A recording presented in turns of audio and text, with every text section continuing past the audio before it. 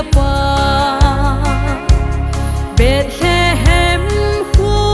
pigan an ko nga melom lo van lal cha zal di nang le ke ding gel na hi itsu van lal cha hi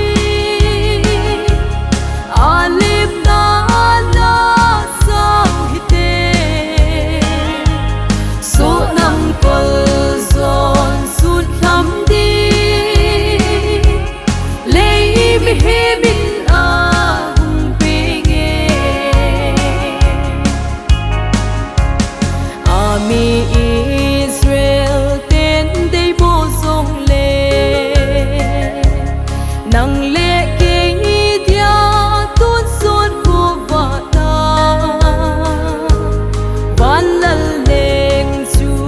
lei mi him te di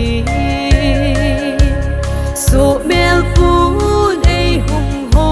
da ui itsu van lal cha hi alip na la sang hite so nam kol zon sut lam di lei mi he min a hung pinge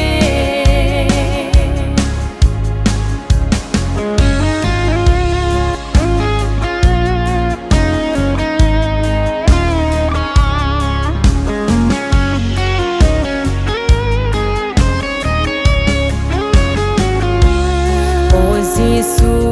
ca lung sung bong in na hung ki sem tha kit in ka leng di